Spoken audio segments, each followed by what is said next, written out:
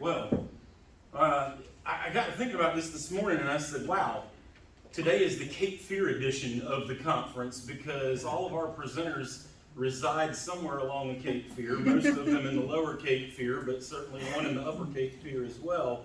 So, this is Cape Fear Day. Our first speaker today is Jim McKee. He is the site manager at Brunswick Town Fort Anderson State Historic Site. He has his undergraduate degree from Greensboro College as well as a master's degree from Southern New Hampshire University. And you can see his presentation here. I'm going to turn it over to him.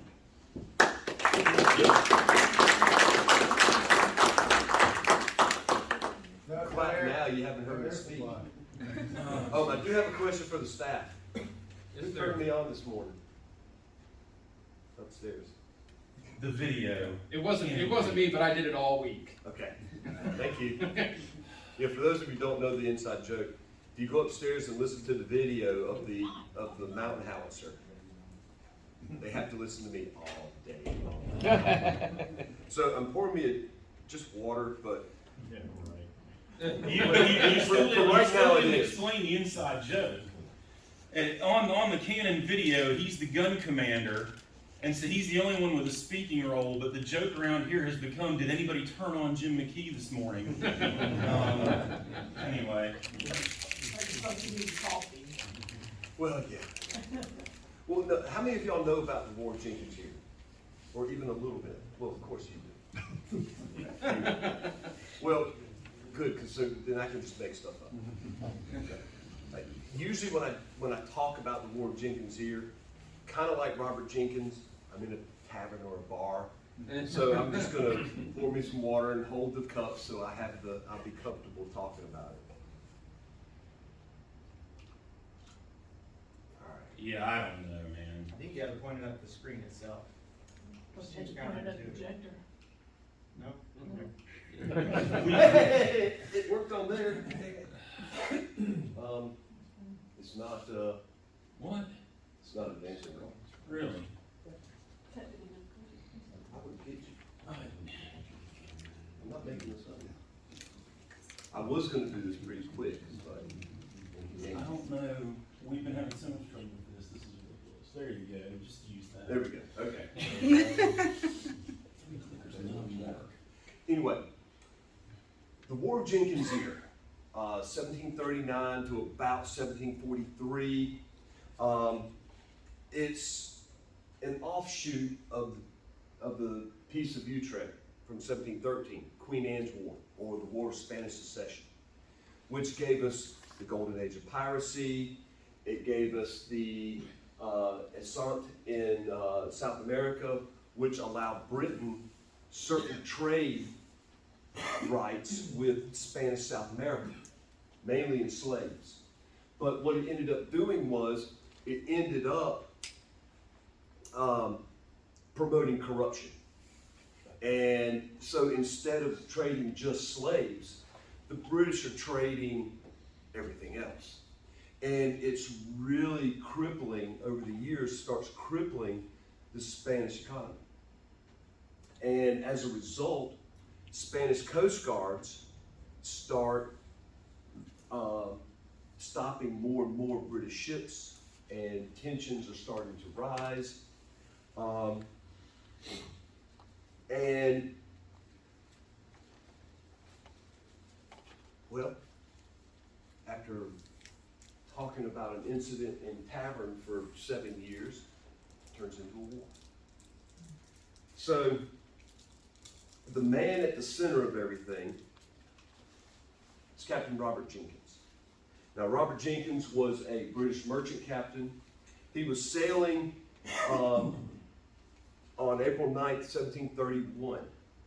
He's sailing near in the Caribbean near Cuba, and he's stopped by the Spanish Coast Guard. They search the vessel. They decide he's got not enough legitimate cargo. An argument breaks out, and one of the Spanish lieutenants produces his cutlass. They hold Jenkins, and he slices his ear.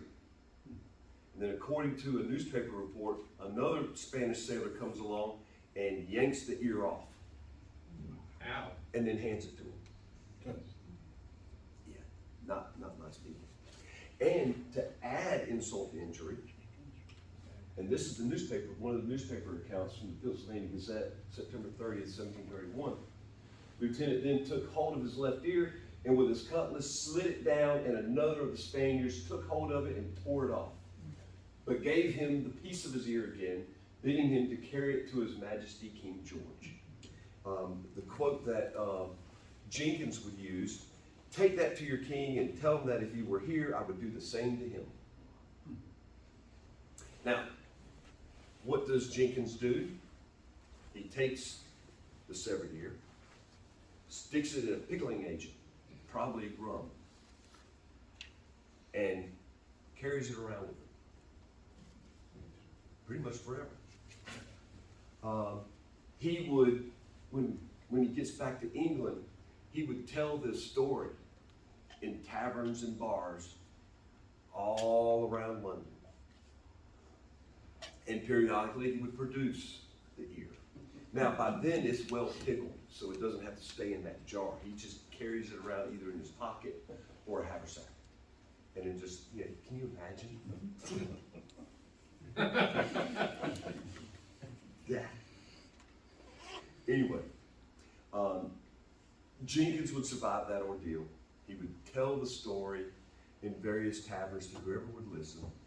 And eventually, word of more and more offenses by the Spanish Coast Guard make it back to England. And as more and more accounts arise in the British press, it's beginning to upset the British people.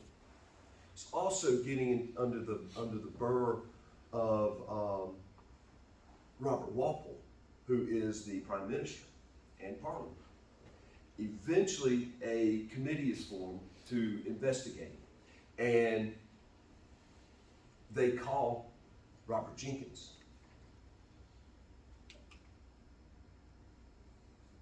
And here he is presenting his ear to the Prime Minister. Now, whether he actually produces the ear and shows it to Walpole like it shows in this image, we don't know. There's a lot of questions arising about Robert Jenkins. If you listen to a lot of historians, they'll say, yeah, he lost his ear, but he probably lost it in a drunken bar fight. You know, that the whole event didn't happen. But the fact that it's in the newspaper gives it credence. And in the newspaper that quickly after. So, and plus in the roles of Parliament, it shows Jenkins appearing before a committee to testify. But either way, Jenkins's testimony is one of the deciding factors that will push Spain and England to war, not to the brink of war. They were already at the brink, but to war. When asked how he responded to the assault, Jenkins claimed, I committed my soul to God and my cause to my country. And Jenkins' ear became a symbol of outrage for the British. And as a result, war would break out. And part of the reason for the war was Walpole's government was seen to be weak and powerless. And so that was another reason. But it still didn't save Walpole. He would be removed soon after. Now in October of 1739, the war starts. And it's limited. Most everything is going to take place either in the Caribbean, the Western Atlantic, or Spanish South America. And the War of Jenkins' ear is going to be a foreshadowing of things to come. And it's also going to be very much more confusing because there's another war getting ready to break out in Europe, the War of Austrian Succession. Now, the War of Austrian Succession is between France, Austria, Prussia, Silesia, and Italy, well, the Italian states. But that is going to bleed over eventually and create something totally different. Now, one of the things that comes out of the War of Jenkins' Ear is it's the first war that Britain will fight in which trade, and this is from the words of Harold Timperley in 1909, in which the trade interest absolutely predominated, in which the war was waged solely for the balance of trade rather than the balance of power. So this is strictly an economic war in the eyes of the British. Now, the opening of the conflict, the British set their sights on Cartagena, which is a major trading port for Spain. What does this have to do with North Carolina? Well, in 1740, James Ennis, North Carolina, is given command of 100 militia from the Cape Fear. And he will be joined by 3 other companies from the Albemarle region. They will converge on Brunswick, on the Cape Fear River, and they will board a transport and leave Brunswick and join this expedition to Cartagena. Now, this is 1740. By March of 1741, that fleet is converging on Cartagena. It's made up of 124 ships armed with some 2,000 cannons, 80 transport, 50 merchant ships, 27,000 military personnel, of which 12,000 included 2 regular regiments, the 15th and 24th of Foot. You had 6,000 newly raised Marines and some 3,600 American colonial troops. Now, the American colonial troops were supposed to play an important part simply because the British military felt that the Americans would survive better in the tropical environment. Upon arriving in South America, Ennis and his men were assigned to Colonel William Gooch, who at the time was Lieutenant Governor of Virginia. But he was given his own regiment. And this is the uniform they would then issue. That's Gooch's regiment, Gooch's American regiment. The operation was a disaster. It's poorly planned, poorly executed, kind of like an operation somewhere in Ukraine right now. And it was just absolutely disease-ridden. I mean, it was just horrible. There was delays in landing the troops. Then when they did get troops landed and they went to attack, their scaling ladders were too short. So there was nothing they could do. The attacking forces at Cartagena had about 50% casualties. Wow. Yeah, it was bad. And not only that, you've got you've got all kinds of disease going on. So that by May 20th, the British give up. Just give up. Another problem that the colonials had, the colonial troops, was they were looked down upon by the British regulars. The British regulars had better living quarters, they had better food, they had better everything. The Americans were housed on, the whole operation were housed on board men of war and transports. So the only time they would go ashore was when it was time to attack. So you can tell, you can imagine they were not in good spirits and good health. When the operation ended and the American troops made their way back to North America, there's 25 North Carolinians left, including James Ennis. He made it back. But of the 400, 25 made it back. Now, there was one success for the British, and it was right off the bat. It was the attack on Portobello on November 20th, 1739.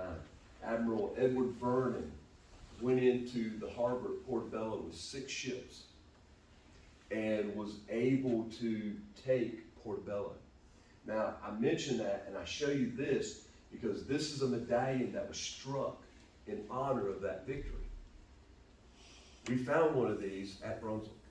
And this particular medallion, there were several. If you type in Admiral Vernon Portobello medallions, you'll come up with a wide variety. But this was one of the first ones that was struck, and it's a small one, very small. Well, yeah, about $50 size at that.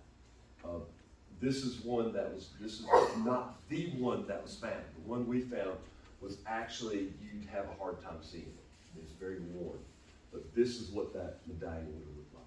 So this is the only success really during the War of Jenkins here by British arms.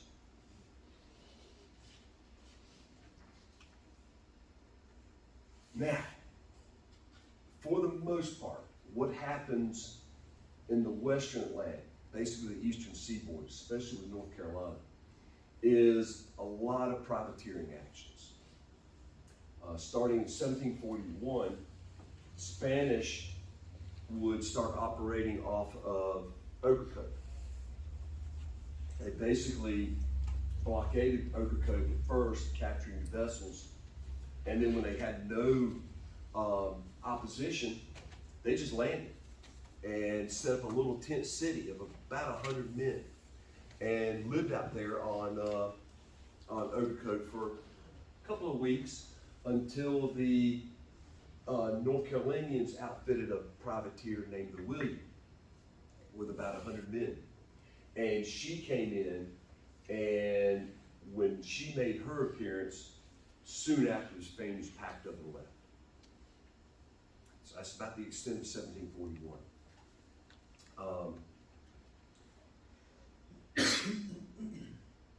Throughout 42 and into 43, you still have a lot of raids going on. But something's getting ready to happen. Like I said, you've got the War of Jenkins here, you've got the War of Austrian Succession. 2 separate conflicts.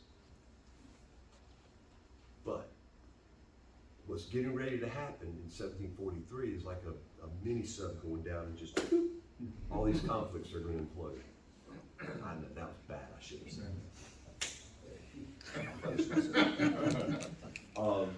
But like you said, so what ends up happening? The War of Jenkins here, the War of Austrian Succession. Some of the same belligerents in both, but then France comes into the War of Jenkins here. Britain comes into the War of Austrian Succession. So now these 2 conflicts are merging into what over here will be simply referred to as King George's War. King George's War will begin in 1743, but officially over here, when it gets the name King George's War, won't be until 1744, when word of Britain coming in and France coming in against Britain and Spain joining France, that it gets the King George's War moniker. Now, May 1744, word gets over here, there's a total war. But there's still privateering actions. A lot of stuff's being confined to the Caribbean, but what's going on here is you're going to start getting a lot of activity going on. Let's see, change that. Yeah, there's Ocracoke. The Spanish will come back to Ocracoke. And in 44, the Spaniards that are going to attack Ocracoke Inlet, be over here on the island, were primarily blacks and mulattoes. There was 2 Spanish privateers, but the majority of the crew were blacks and mulattoes. And when they got here, when they got to Ocracoke, they're capturing slaves, they're just burning houses, they're killing cattle and hogs. I mean, they're just basically running amok. Again, the Americans are able to get a force to oppose them, and they leave. Things will stay the same until June of 1747, when Beaufort will be the target. Now, at first, starting on June 24th, Spanish privateers are able to make their way outside and inside in Bogue Sound, and they're capturing vessels just right and left. Then on August 26th, they invade Beaufort and hold Beaufort. There's militia activity around Beaufort trying to expel the Spanish, but it's not going to be until September 1st that the American militia is going to be able to run out the Spanish. Then by September 10th, 1747, the Spanish pack up and leave. And so Beaufort is saved. Doesn't mean things aren't going on at the Cape Fear. You can go through the newspaper articles and you'll see all grades of privateering actions all around the Cape Fear.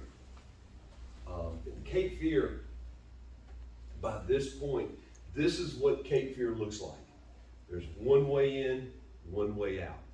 For those of you who are more familiar with Cape Fear in the 19th century, during the late unpleasantness, you know there's an inlet right there. Well, in 1748, that inlet did not exist. That inlet would not come into being until Hurricane Florence of 1761, when it's opened up. So literally, there's one way in, one way out. Now, in 1748, the Spanish set their eyes on Cape Fear. One of the results of the actions in Beaufort and Ocracoke is that North Carolina decides it needs to start defending its coastline. They start working on fortifications up around Beaufort and Ocracoke, and they start a fortification down here near the mouth called Fort Johnston. Now, in September of 1748, Fort Johnston is still under construction. And on September Saturday night, 3 Spanish vessels appear at the mouth of the river. Now, being late, the pilots didn't feel like they needed to go out and bring them in. They waited till Sunday morning. And when they came out Sunday morning, when they looked out after sunrise on Sunday morning, the 3 ships are still at the mouth of the river. And of course, they're flying false colors. Pilot boats go out, get on board, quickly realize, oops, these are Spaniards. And the Spaniards forced them to bring them into the river. Now, their goal is to capture the slaves building Fort Johnston. But because it's Sunday, everybody's up at Brunswick at church. So there's nobody in the fort. What few guns are in the fort are old and rusty, not even worth taking. So they decide, look, nobody knows we're here. And they have the pilots take them up the river. Is this thing pulling? Oops. Is there a pointer? Laser? Yeah, I think big button in the center. Big button in the center. There you go. So Spaniards come up the river. Yeah, there's a channel right there. Get up, and then right below Brunswick, probably, about at night, right here, which would be Nichols Creek, they land 80 men. The 80 men come up in concert with the 3 vessels. Now, the three vessels come up and get off Brunswick. It's Sunday, say late morning, early afternoon, Sunday. Everybody's just coming out of church. And the people are like, why are these three ships coming into Brunswick on a Sunday? You know, one, three, but it's got their attention. While they're looking at the ships, 80 Spaniards come out of the woods. And that causes the panic. And all the people, just with whatever they've got on them, run. And they head north to Orton Plantation, which is about 2 miles away. The Spanish take the town. This mosaic right here actually depicts, and our visitor center is actually built pretty much around that mosaic. It's in there forever. Were the Spanish ships still flying false colors when they wrote? That we don't know. That we don't know. I doubt it. I doubt it at that point. There was no reason. Nobody saw them. There was nobody, you know, to get the word up. But they very well could have been. Just don't know. I haven't seen an account saying what they were flying at that point. Anyway. So this is Brunswick. You've got your three vessels. Now you've got the flagship, which is Fortuna. She is 130 tons, about 90 feet long. So she was a big sloop is what they call it. Now also what's going on in this time period in the mid 1740s is you're getting a slight change in naval architecture. Correct me if I'm wrong, schooner. The schooner comes about, is starting to come about and become a little bit more popular in the 1740s. So she could have been a two-masted schooner. But she could have been, either way, we believe she was two masts with a sloop rig. A lot of times when you're looking at these vessels, if they don't understand the rig, sometimes they'll just say sloop. So, but she's probably two-masted, 130 tons, about 90 feet. So the next vessel is going to be the Loretta. She's also a sloop, heavily armed. And then tailing along behind them is what they call the South Carolina sloop. Now the South Carolina sloop was just a vessel that was captured off South Carolina on their way down here, on their way up here. Fortuna and Loretta set out from Havana. Supposedly they stopped at St. Augustine, picked up some of the garrison there to come up.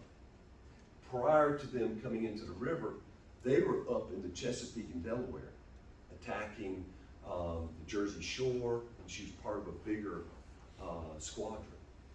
And then after that operation, she went down. But when she comes back, she's got a whole new aspect, and a whole new outlook on what they're going after. They're actually going to go after a town. Now, Loretta, after they get to town, Loretta continues up towards Orton. When she gets close to Orton, George Moore has a ship at the dock at Orton Plantation waiting to head out, and it's fully laden. When she comes around Orton Point, he sees her. He boards his sloop, puts on all sail that he can get, and sails north, sails upstream, sails towards the flats. Now, Cape Fear River has an area upstream called the flats that deep draft vessels cannot pass. And he runs his vessel hard aground on the flats. And then everybody jumps overboard, leaves the ship right there. Loretta's going to spend the next day and a half trying to pull that ship off. So she's a non-factor in what's getting ready to happen. So, Spanish have the town. Like I said, they come in. By the way, this is south, this is north, east, west. They come in, they get the town. The patriots or the townspeople vacate, head towards Russellboro, which didn't exist then, and make their way to Orton. After about a day and a half, William Dry is able to organize the militia. He's got somewhere between 60 and 80 men, a third of which armed slaves.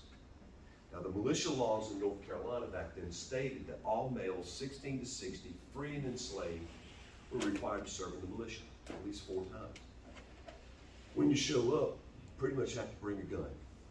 If you don't have a gun and there's an emergency, you'll be issued one. So these slaves were armed.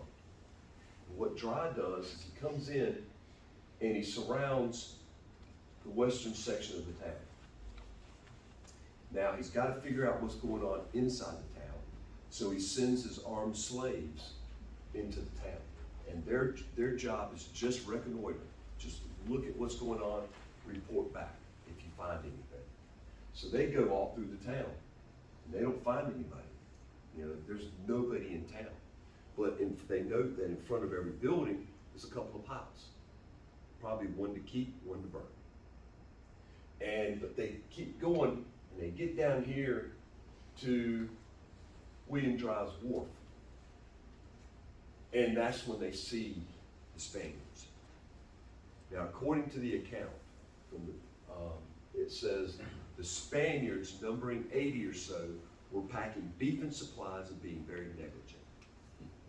In other words, they weren't paying one lick of attention.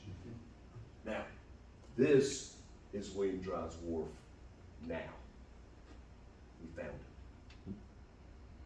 180 feet long, 20 feet wide, so probably with the decking, it was probably 24 feet wide. Remember, y'all, this is before OSHA. Ain't no railings. Just a deck. So imagine, you've got 80 men on this, plus you got boxes and crates and barrels and debris and everything else, and they're packed on there. South Carolina sloop is probably right here at the end of the wharf. Nobody's paying attention. And these 20 to 30 armed slaves are up on a low bluff above them looking down, just licking their chops. Fish in a barrel. Yeah, fish in a barrel. They can't believe it. Remember, they're under orders not to engage. They're under orders to come back and tell Dry what's going on. Well, they can't take it, and they just start opening fire. Now, the Spaniards, I don't care if you're a seasoned veteran or just as green can be. If you're not paying attention and somebody starts taking pot shots at you, there's going to be at least a slight moment of panic. Even if that panic is to turn around. And when you're packed on and you turn around, well, the guys over here on the side might get knocked over. Remember, no railings. So what we have found, we've got a slightly new interpretation of the attack on Brunswick based on stuff that we have found at William Dry's Wharf. So what I just described, that slight panic where people turn and people get knocked over, we can somewhat prove that. Oops. I'm gonna fast forward. We can somewhat prove it from this shoe. This is a shoe that came out of the Cape Fear River. This one came out in 2012. Since that, we have found at least 6 more in various conditions. But what we almost always find is the sole of the shoe. We found about 6 of these lined up, all facing south, toe down, heel up, all within a step to a step and a half off the edge of the edge of the wharf. All in an area about the size of that, about the length of that table. So it looks like 3 people right there. Also with that, with those shoes mixed in it, we're finding textiles. We've got the left breast of a coat. Still has part of the linen lining, hand-sewn buttonholes, part of the pocket. We've got another, probably the tail of a coat. We've got the facing from a coat that you can actually tell the color. And the color was, we think, Spanish ochre, which the Havana garrison was the only military in the world that had Spanish ochre facings. And it's all right there. with those shoes. So you figure the level of the water right there for us would probably be, you know, just above your waist. For them, it'd probably be just a little bit deeper, depending on what the tide's doing. But it's going to be a mixture of a slurry of sand, water, and pine tar. Tons of pine tar spilled all through there. And so they hit the water, and they're just buckle shoes, slide on, slide off. Get down there, anyone's walked in muck knows, yeah, they kick themselves up, sucks their shoes right now. Then if they start swimming, I don't know if any of y'all have been dumb enough to swim with wool on. Yeah. Not only do you smell like a wet dog, I can't say it, I can't say it. I think like a mini. No, you get weighted down. So, coat off, down to the bottom it goes, swim off. Another thing we found was a knitted wool cap. At the time, one of 3 that have come out of the marine environment. This one was neatly folded, like it had been in somebody's pocket. So all that came from that area. Right there. Literally, right in there. 6-foot area. So that gives us an idea of what might have happened. Anyway, while the attack is going on, Fortuna gets into action, starts firing her great guns, and suddenly, while she's firing, she explodes. Now, define explosion. Can anybody define explosion? It all has to do with your perception. If she blew up and the explosion was in the hold, she's going to blow out and sink. If the explosion is up on deck, it could be catastrophic, or it could be something as simple as we've also got a change in the way guns are being fired. There's a transition going from ladles and barrels of powder to cartridges. What were they using on board that ship?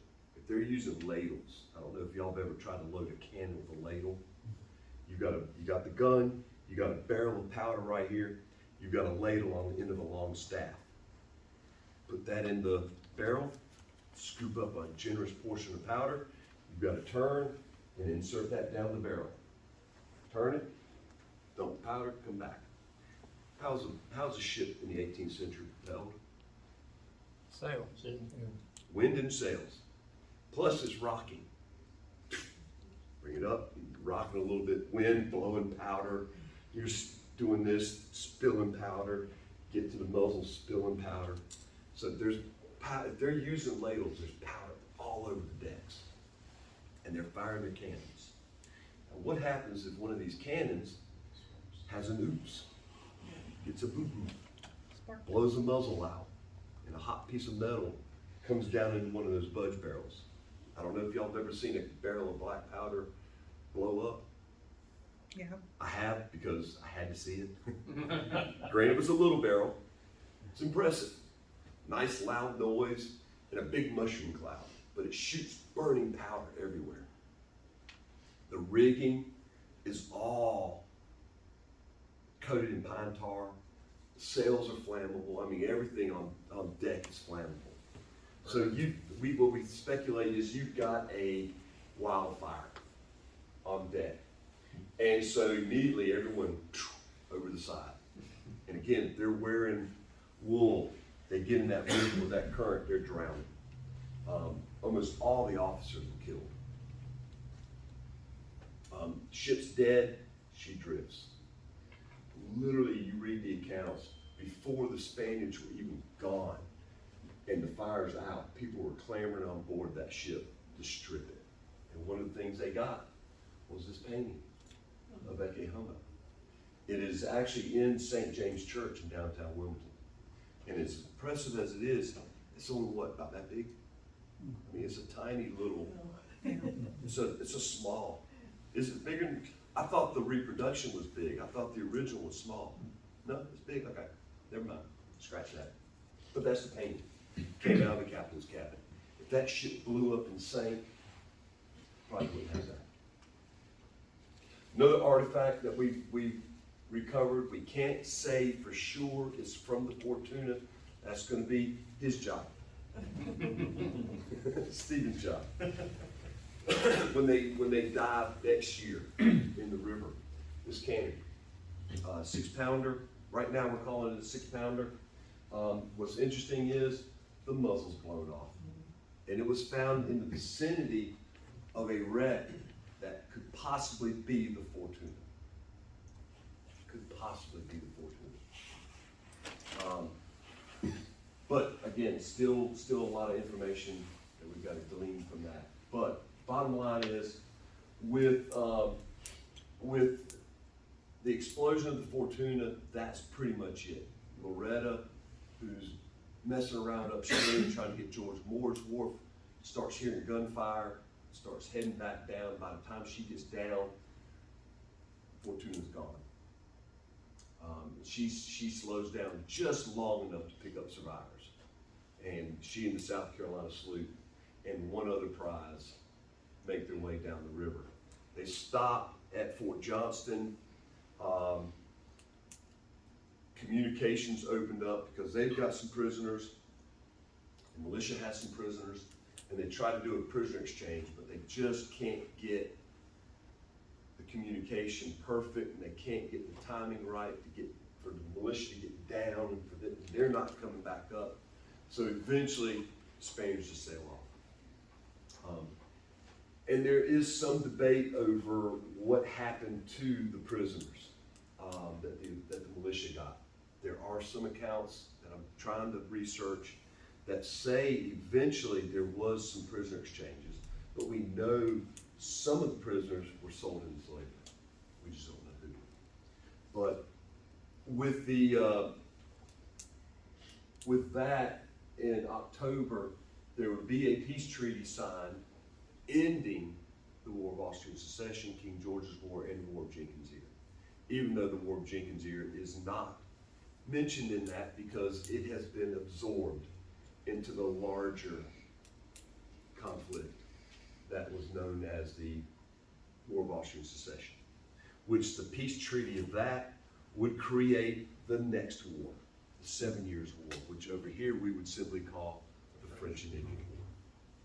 But War of Jenkins' Ear, French and Indian, the King George's War is actually French and Indian War number 3. The 7 Years' War would morph into French and Indian War number 4. That is my story, and I think I'm sticking to it.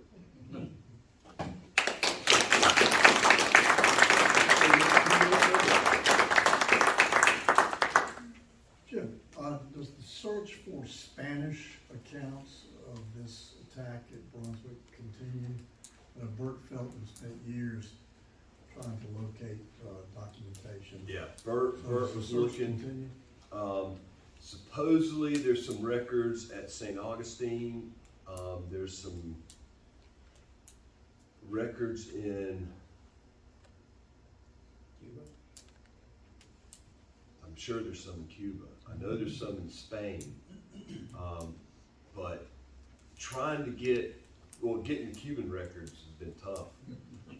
And I've had people who, when they go down to Florida, if they're doing some research, try to find some stuff. There is some stuff that's coming into being just by accident, looking in newspapers. That's how I found out the Fortuna was Matt Harrop. I think you found some stuff on the Fortuna up in attacking Jersey. But as far as getting the Spanish records, I remember Bert and I, before he got sick, were trying to contact Spain, the Spanish Navy, to see if we could find out. But we couldn't get anyone to respond. So it's time to do that again. Another thing you can throw into this too is the Jacobite Rebellion. which happened right in the middle of 1745 and 1746. Yeah. So it's causing more headaches for Britain.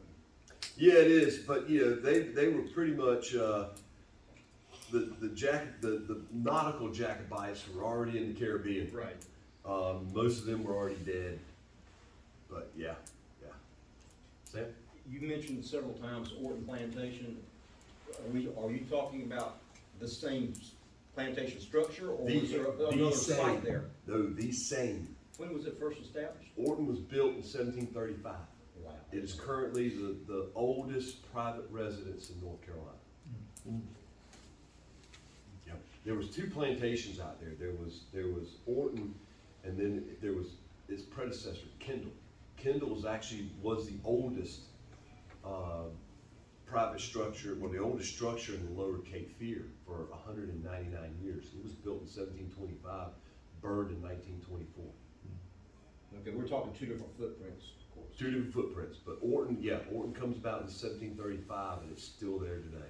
So it's the same house, and Loretta fired a couple shots at her as they sailed by. Didn't hit anything. Regarding the prisoner exchange, was communication a barrier because of languages, or would there have been enough English? There was enough, yeah, there was enough. They were able to communicate very well, according to the accounts. But it was just a matter, you also had James Ennis, who, yeah, it comes full circle. James Ennis of Cartagena Survival. He's in charge of the New Hanover militia, and he makes his way down from Wilmington. But yes, there's not much of a language barrier, because there's, being a port, you're gonna have enough Spanish-speaking people. It just didn't materialize, just mainly because of logistics. And the militia was a little ticked off. Yeah. Any other questions? No? Well, the book Fort Anderson, Brunswick Town, Fort Anderson, which is one of the Images of America series. A lot of the images in this book have never seen the light of day. There are some drawings that were done of the Spanish attack by Stanley South and his people. And then there's a lot of other images in there about Brunswick Town, colonial, all the way up to the age of steam, that have never seen the light of day. But I thank you very much, and we'll move on to the next.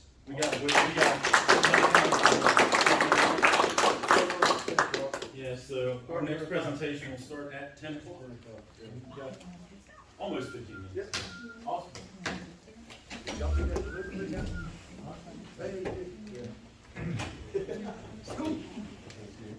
Oh, there's refreshments out here. Yes, so y'all got the illiterate one out of the way. Now it just goes up from there, and then we'll finish with Fonville, who's probably the literate.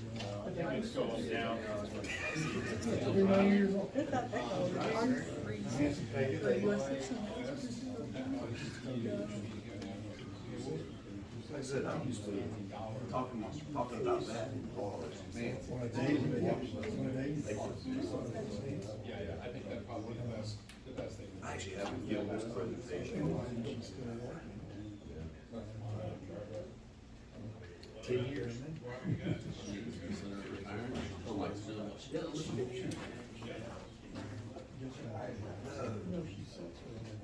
Five years, 2018. But that really doesn't count because I was still shell shocked in Florence. And I had to remember that was American.